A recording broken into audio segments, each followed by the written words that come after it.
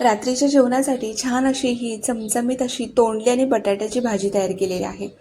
तर यासाठी तोंडली स्वच्छ धुवून चिरून घेतली, बटाट्याची ही साली न काढता बारीक अशा पातळ फोडी करून घेतल्या।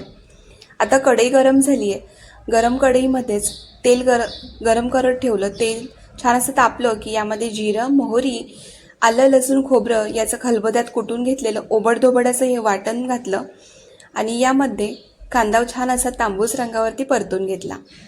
यामध्ये आता आपण हळद, लाल तिखट, कांदा लसूण मसाला, टोमॅटो असं छान असं घालून यामध्ये मीठ घालायचं आणि छान असं परतून घ्यायचा।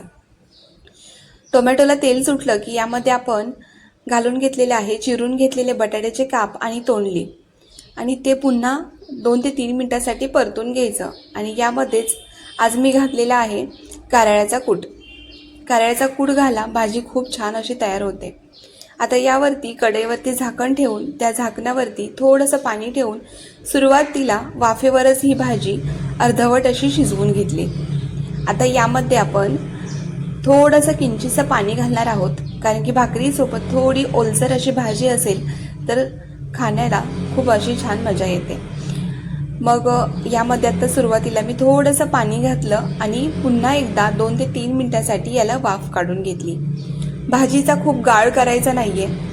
भाजी अशी बटाट्याची फोडी अगदी थोडे नरम झाल्या की लगेचच आपण यामध्ये दाण्याचा कूट घालून घेणार आहोत।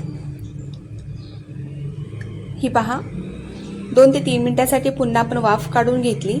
भाजी तयार आहे। बटाटा एक थोडासा असा उलटण्याच्या साहाय्याने दाबून पाहिला तर बटाटा शिजला होता, अगदी गाळ नाही झालेला पण बटाटा शिजला होता। आता यामध्येच आपण दाण्याचा कूट घालून घ्यायचा आहे। 2 चमचे मी इथे दाण्यांचा कूट घातलेला आहे। भाजी तयार आहे।